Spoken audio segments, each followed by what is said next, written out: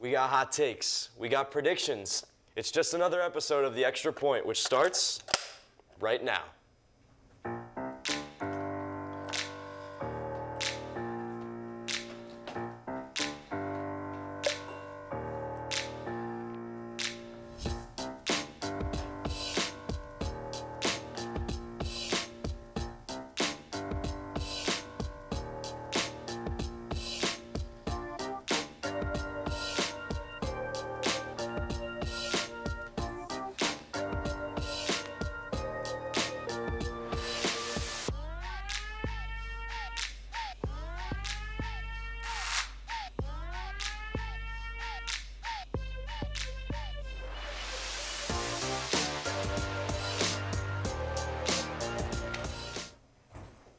What's up, everybody? Welcome back to another episode of The Extra Point. If you're new here, thanks for tuning in, and if you're right back, we appreciate you having you. And we have 5 panelists here once again, hoping to talk some college sports, some basketball, and some NFL. And I'm here with Leah Heart today. I'm here with Daniel Dungan, Brett Porter, Ashlyn Myers, and Brian Warner, guys. Welcome back. And yeah, we're just going to get right into it, and we're talking college football first. We are going to Athens, only about 45, 50 minutes away from where we are in Clemson right now, as the #1 Georgia Bulldogs go to take on the South Carolina Gamecocks. Guys, who do you have in this game?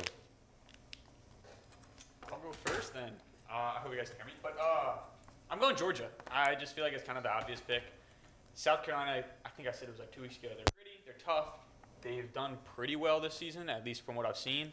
But I have to give it to Georgia until someone can prove me wrong. I mean, they're just really dominant. Right. I'm going to agree. I'm going to go Georgia too.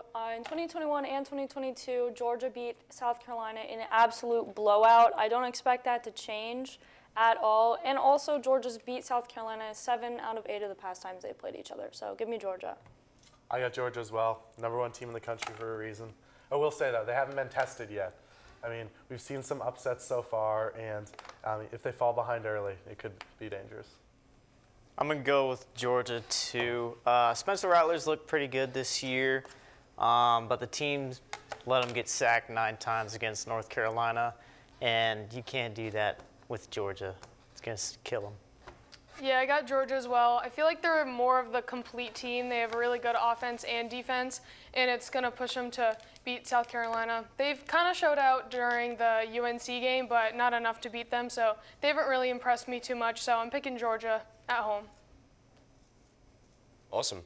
Yeah, and I'm really curious to see how this Georgia defense, does against Spencer Rattler, and that South Carolina offense, obviously a little bit shaky on the offensive line, but we'll see how it goes on 3:30 on Saturday. But speaking of another 3:30 game, we are going to go to Boone, North Carolina. We got East Carolina traveling to Appalachian State.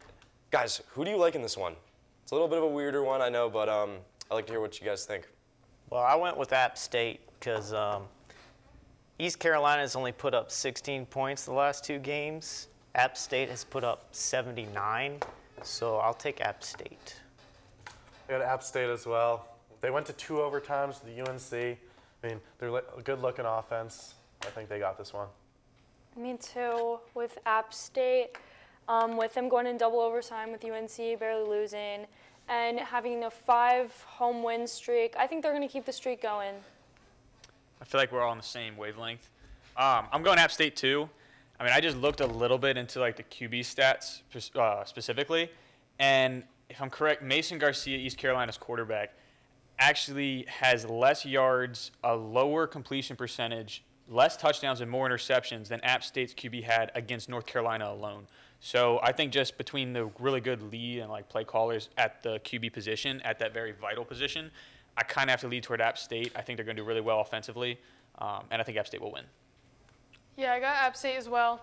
I mean, they were so close to beating UNC, so I feel like they're the stronger team in this matchup. They're stronger than we all think. No one really thought that they would put up a good fight against UNC, so that kind of showed out for me, so I think they got this win. All right, yeah, we got a clean sweep for Georgia, clean sweep for App State, so yeah, we'll see how that goes. But let's see if we get a clean sweep for this one, but this one's my favorite game of the week. It is the backyard brawl. We got Pittsburgh traveling to Morgantown to take on the West Virginia Mountaineers. This is a fun one, guys, and who do you got in this one? I'll start with Leah. Yeah, I got Pittsburgh in this one, the away team. I mean, their receiving core is just so strong, so I feel like they can rip up the West Virginia defense. I got the away team in this one. I just went with West Virginia. I didn't know too much about either team, so I looked at the stats from last week. And Pitt's QB was 10 for 32, but still had 3 touchdowns. So that was kind of concerning about how inaccurate he was. So I'll go with West Virginia. I go West Virginia as well. They did have a loss to Penn State, but they got a pretty good dual-threat quarterback in Garrett Green. I say they take this one. I got West Virginia too. I think West Virginia should have won this game a year ago on the road. And with Pitt losing a lot of talent, I got West Virginia in this one. I've been going back and forth, and I still am like antsy about my pick. I'm going with Pittsburgh, but I mean, I looked up the stats and I was looking at ESPN, and West Virginia has a very high-powered offense. I mean, they've put up about 460, or they've averaged 463, like 0.5 points per game. I mean, it's been 2, but it has been multiple games, and they've kept that consistent at least so far in the season. But their defense also has given up about 356 points on average. So I'm very up in the air, but I have to lean towards Pittsburgh right now. I think they just have a better – I think they can pull it through better at West Virginia than if West Virginia were to be at Pittsburgh. So I'm going Pittsburgh. All right. And with our last game of our college football pick'em, we're going to where game day is, at least I believe. We're going to Gainesville, where the number 11 Tennessee Volunteers are traveling to take on Florida. Interesting, Tennessee were tripped up a little bit. But do you guys think Florida will pull off the upset? No. Oh, you took my answer. I'm going no. I'm going no. Tennessee, I love Joe Milton, if I'm correct. That is the QB. He is one of the strongest arms I've ever seen. But other than that, Tennessee has also been really good. I mean, they're ranked. It's actually, I think, other than Georgia's the only other ranked game we're picking right now. And so, I mean, they're a very high-powered team, very high-powered offense. And so I think Florida, especially after that Utah game, I didn't get to see much of the last game, but especially against that Utah game, it seems like Tennessee's going to walk away with this one. But that's my take. So I'm going Tennessee. Okay. As a Tennessee fan, I am so excited about this game, more so than I have been ever, because Florida's won 16 out of 18 the last time, so we've played them. But Tennessee is 2-0, and behind the QB, Joe Milton, I think they have the high-power offense team behind them to win this year. So go Vols, 100%. Sorry. No, it's all good. I got Tennessee as well. Agreeing with everyone else. I mean, they got Joe Milton. They should have no problem in this one. Yeah, I got the Volunteers also.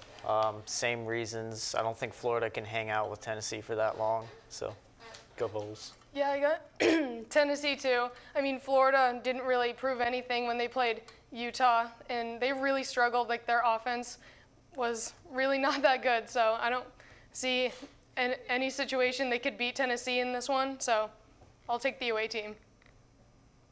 All right, looks like a clean sweep here for the Vols. That game will be at the ESPN primetime, the 7 o'clock game, but yeah, switching gears, we're going to move on to the hashtag game. I know you guys all love this one, and we have a couple big subjects we want to talk about, and we're going to start in the NFL. We're going to start with the opening game.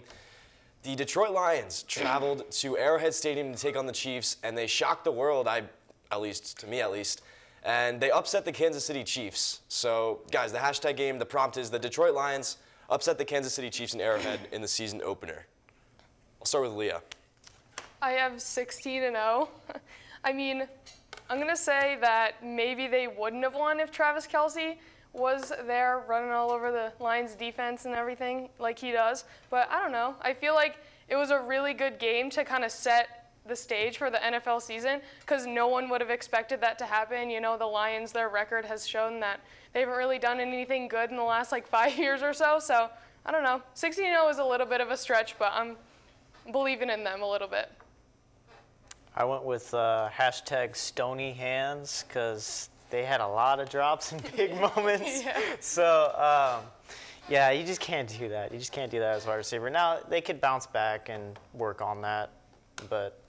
And kudos to the Lions. They did a great job. I just love the pun. Yeah. My hashtag is still the Lions. I mean, let's be real here. Travis Kelce wasn't playing. And for the Chiefs, this means nothing. I mean, I'm a Pats fan. I remember when the Chiefs came in on our banner night. They beat us. We still went to the Super Bowl. this means nothing by them.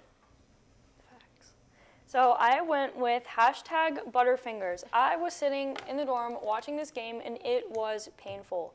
You saw Patrick Mahomes on the sideline before the final drive. He's like, oh, like, because they're the Chiefs, like, they're going to win. Like, and he's so confident staying there. And you could just tell, like, his entire mood changed when he got back on the field. He kept throwing it, and they would just drop it. And there would be no one even near them. And it was not easy to watch. I had two. I went with #Hear Them Roar and #Cubs to Lions. Because all we've heard about the last few years is how well this team is getting together and how they're this grittiness and this like underdog type mentality, and it just hasn't been proven yet. And I understand Travis Kelce wasn't there, Chris Jones wasn't there, but you still have to stop Patrick Mahomes. I mean, the guy is unbelievable no matter who you give him. Turns out there is a limit in which type of wide receiver you can give him. But to me, it just showed that these Cubs are now Lions. It just shows that these players that are young, I mean, I think all of them are, at least most of their stars are like 25, 26. Even Jared Goff's 28. And so they're young, and they finally, I think, hit that matured spot. So I think they have a real shot at winning the NFC North, and that's how I feel like you can't say they stopped Patrick Mahomes, though. Yeah. They're his receivers. There was some Kadarius Toney. I mean, that 4th and 25, he's I go back to what we said last week about us being able to be the receivers and still win. I go back. Yes. Sure. I just feel like I don't know. They just seem like they finally matured. I think it was a great test. I could have done a better job than most of those receivers. Yeah, I can't argue that. Yeah, but yes. That's true. Well, whether Patrick Mahomes' team was against him or not, at least the Giants fan in me. But we're not going to talk about what happened Sunday. I think it brought tears to my eyes when I saw Kadarius Toney drop as many passes as I think I could have caught them. But it is what it is. Congrats to the Detroit Lions. But moving on. We are going to go back to college football, and Saturday night had probably one of the biggest games of the year, if not the biggest, and that was Texas-Alabama, and the Longhorns upset Alabama in Alabama. I think they're now ranked number 4. So, guys, here's your statement. Texas shocks the world, upsets number 3 Alabama in Tuscaloosa on Saturday by a score of 34-24. Ryan, I'll start with you. I went with #low tide. I picked Alabama. I thought Alabama was going to keep their streak, but they did have the nation's leading and current streak of 21 straight home games. The last time they lost was against LSU with Joe Burrow in 2019, and they lost 46-41. So other than that, I think it's been 7 other teams, including the LSU and Texas. So 7 other teams have beaten Nick Saban while he's the coach with Alabama in Tuscaloosa. So to me, it was a history-making statement. It was a historical night for Texas. And I think also one last little fact was Texas, the last time they beat Alabama was, if I'm correct, was Cotton Bowl 1981, which was not even a regular season game. It was a postseason game, and they beat them 14-12. So that may have been in Tuscaloosa, but, I mean, again, it's just a lot of historical facts here that it was a really low tide for Alabama, but very good for Texas. #finally. #a win for everybody else. It is great to see Alabama lose. I don't care what team you're a fan of. If you're a fan of USC, if you're a fan of LSU, it doesn't matter. It's great to see Bama lose, get off their high horse. It's great. Got #Quinn Ewers. This offense is just great. I mean, they made themselves a contender. Yeah, I said #tide rolled, and I had to look it up. The last time they lost by double digits at home was 2004 against South Carolina. So that's pretty huge for Texas. I have Texas is legit. I mean, every year they always get hyped up, always ranked all the time, but every single time they play big SEC schools, it's never goes their way. So finally they went into Alabama, and I don't know. Some people have been talking that it could be a potential downfall of the dynasty at Alabama, but who knows? Their offense was looking a little shaky, and the Texas defense just really showed out at the end in crunch time. So I think they could be pretty legit. All right, yeah. I think it shocked the world. Maybe, they could make the playoff now, but I'm interested to see how, Alabama bounces back, especially with a loss like that at home. But I guess we'll never know. We'll see in a few weeks. But, going back to the NFL, Perhaps one of the biggest, probably the biggest injury in football was Monday night between the Jets and the Bills. Aaron Rodgers tore his ACL, not his ACL, his Achilles, 4 snaps into his Jets debut. So guys, here's your prompts. Aaron Rodgers suffers a torn Achilles, 4 snaps into his Jets debut, and is now out for the season. I'll start with Leah. I have 75 seconds of fame. It was really traumatic that he, tore his Achilles. I mean, everybody wanted to see the Jets do something right within the last 10 years or something, and then obviously Zach Wilson coming back was not what any Jets fan wanted to do. I mean, it was good for us Patriots fans, but everybody was like, oh, is Aaron Rodgers going to win the Jets a Super Bowl for the first time since 1970 something? But I don't know. It was just really sad to see. I mean, everybody wanted him to succeed on another team other than the Packers. So, yeah. Yeah, I went with #Dolphins because I think now that Rodgers is injured, they can win the East. So, and I don't like the Bills. I don't think they'll actually win the East this year, and I love what I saw from the Dolphins week 1. The Patriots are competitive and will always be competitive, but I don't see them winning more than 10 games this year. #sorry kid. I saw he said that at halftime. I mean, it's just as an NFL fan, it's just sad to see. I was excited to see him. I mean, I'm a Patriots fan, but I was still excited to see Aaron Rodgers on a different team, and to just have it end so fast is terrible. I went with #time to retire because, as a 39-year-old, as someone who had gone on a 4-day retreat to contemplate if he even wanted to come back this year, deciding to come back and having 4 plays before you're out for the season, I think that's just a sign that it's time. I went #disappointment. I just feel like after all the hype for Rodgers, for the Jets, to win this Super Bowl, he's going to bring it back to New York for the first time since Joe Namath. It was so high, and now all of a sudden, like you said, 75 seconds or whatever it was in 4 snaps, and it's just all done.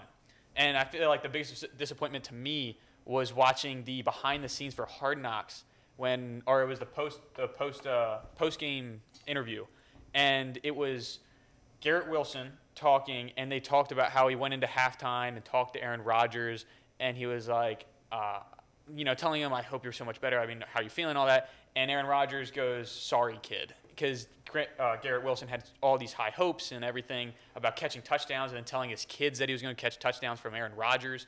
And he was like, yeah, I could tell my grandkids and all that. I did all this. So it's really disappointment. I hope Rodgers comes back. I mean, it's a very tough injury for a 39-year-old to come back from. But I feel like for him, especially if this is left, hopefully it's not going to be too bad. And we can see Rodgers to Wilson touchdowns next year, hopefully. So that's mine. Yeah, and whether or not you are a Jets fan, I mean, just as an NFL fan, it's tough to see a superstar like Rodgers go down after a lot of hype going around. Obviously, Hard Knocks as well. But congrats to the Jets. That was a huge win. The kick return in overtime. So yeah, we'll see what happens with both those teams. But with our last #, we are going to talk men's basketball, and we're going to talk the FIBA World Cup. There was a little bit of controversy going around about the U.S. men's basketball team, and they lost to Germany in the semifinals. And then in the 3rd place game, they also lost to Canada, so they finished 4th overall. So guys, your prompt is this. The USA men's basketball team lost to Germany and Canada in the FIBA World Cup, and they finished 4th in the world. I'll start with Brian. I said #watch out Paris, because ever since they lost, which was a very disappointing loss in the first place, obviously a lot of people sided with Noah and were like, maybe you should have listened to him. Maybe you should listen to the track star. I agree, but to me it's watch out Paris, because now all of a sudden you hear all these reports that all these big athletes are coming. So you have LeBron, Curry, LeBron James, Stephen Curry, Kevin Durant, Jason Tatum, Anthony Davis, and Draymond Green are all interested, and I believe have kind of on the verge of saying, yeah, we'll definitely really high chance of us playing next year. And on top of that, Devin Booker, De'Aaron Fox, and Kyrie Irving have said that they have interest. They have serious interest in the Olympics next year. So it's going to be very interesting to see them go from all these young studs, Anthony Edwards, Josh Hart, Jalen Brunson, all these young players, and all of a sudden you're going to come up and get these huge experienced athletes coming in. And all I can really say to other countries is good luck and watch out. So that was my thing. That's good. So I went with #WorldChampsWho because 2 weeks ago we talked about the controversy going around and whether the NBA, like players in the NBA, could call themselves world champs when there like wasn't really much competition. Well, I think this answers the question for us. Like obviously they're not, and maybe next year and maybe that will change. But I just feel like this speaks for itself. I got #and ... Just because, I mean, like, look at who's playing. I mean, if we put LeBron and Jokic out there, like what hopefully is going to be like at the Olympics, it's not going to be close. They're not going to be losing to Germany. Yeah, I just went with, based off of what he said, was the future is bright. The Olympics will be a better team. Yeah. Yeah, I have LeBron's super team. I mean, I saw that Instagram post that like LeBron liked, and it was all 3 of them, and it said "What if" for the Paris Olympics. It was a picture of him, Jason Tatum, and Steph Curry, and he liked it and showed interest. So I just think it's gonna be like a sweep through the Olympics. I mean, you had like Austin Reeves and like all young like 25-year-old players like who play a lot of individual game basketball, not very much team basketball. So I'm excited to see if they actually end up forming a super team for the Olympics. It's like a mini Redeem team, and they had like 04, but it's like a miniature version. Yeah. This is not as high stakes, I guess. Good to see that. Yeah, and I saw as well like the stuff on social media. It's like the Avengers Assemble, like comparing like the players to the gauntlet. Exactly, but whatever happens next year or not, it's exciting to see who joins, who stays out. But I guess we'll wait till next year. But our next segment will be NFL Pick'em. We got 4 games that we're going to talk about today, and we're going to start with the one on Thursday Night Football tomorrow. We have the Minnesota Vikings, who had a disappointing loss against the Buccaneers, maybe not the way that they started, and they're traveling to Philly, tough environment, to take on the reigning NFC champions, the Philadelphia Eagles. Guys, who do you like in this one? I'll kick it off. I mean, I like the Eagles. They struggled a little against the Patriots. Close game. It was also in the rain. But, I mean, I think they're just going to have a great season. That offense with Jalen Hurts is great offense. They're going to be able to win this one. I went with the Eagles also. Even though they almost lost to the Patriots week 1, they had to play a Belichick defense. The Vikings defense is not that intimidating, and they get primetime Cousins. So it shouldn't be that bad. I got the Eagles too. Their offense was pretty decent against the Patriots, but I think they can, hype it up a little bit more, especially at home. And Philly's an insane atmosphere for any sort of game, and they all love their fans and love the team. So I think if they get the run game going, especially since it wasn't very present against the Patriots, I think if they get that going against the Vikings, they're definitely pulling this one out. The Vikings really have no shot going into Philly. I also went with the Eagles for the same reason they all just said, with a good offense, home field advantage. Eagles are going to win. And I feel like we're all just, answering each other's. I'm going Eagles too, fly Eagles fly.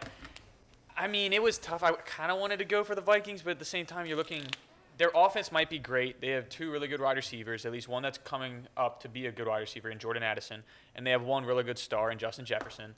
But I didn't even think about it when Daniel said primetime Kirk Cousins is not the best person to bet on if you got money, or if you don't have money for that matter, because I don't want to be losing everything.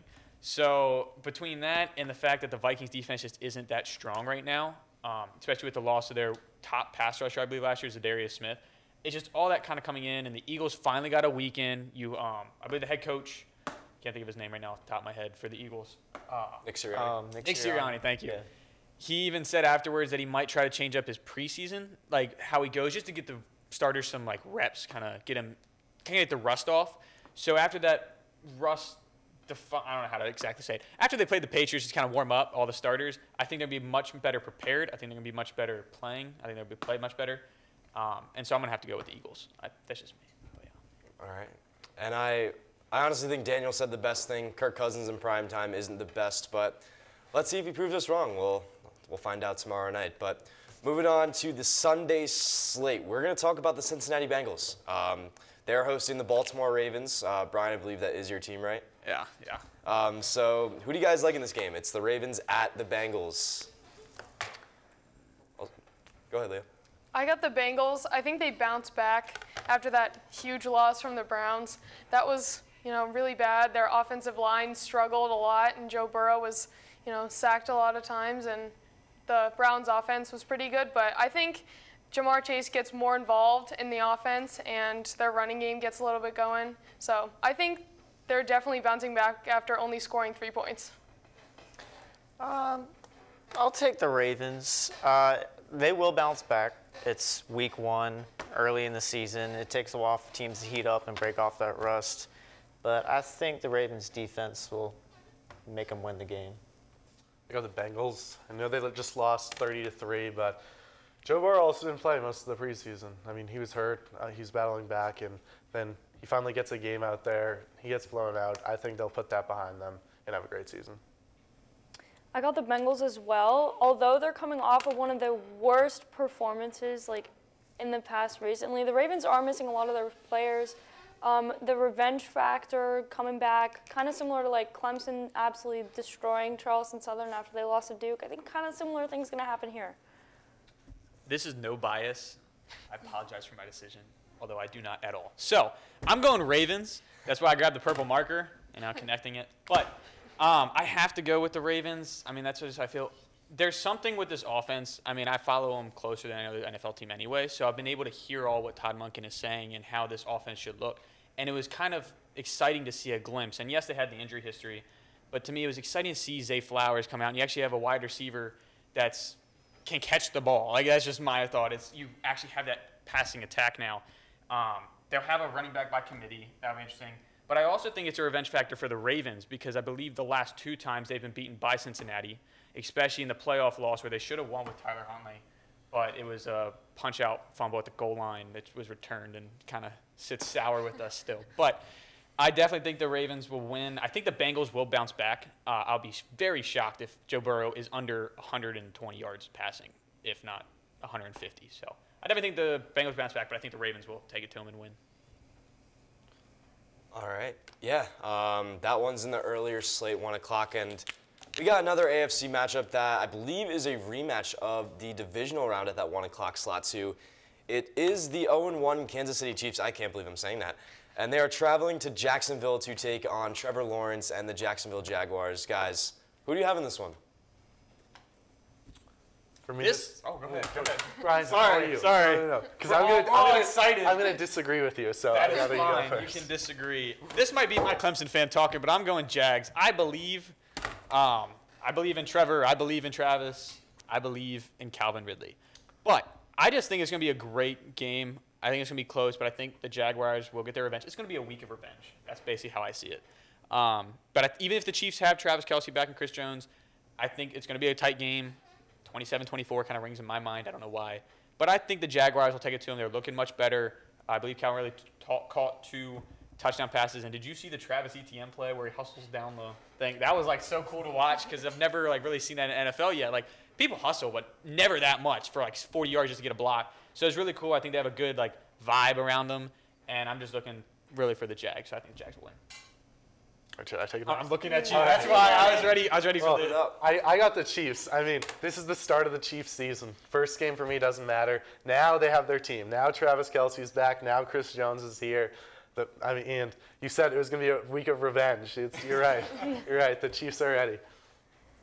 I got the Chiefs too. Honestly, I can't imagine the Chiefs being 0-2. That would be absolutely wild. And if we have to sit here next week, the 0-2, it's just not going to happen. So the Chiefs are going to win. Imagine being 0-2 to the Lions and Jaguars.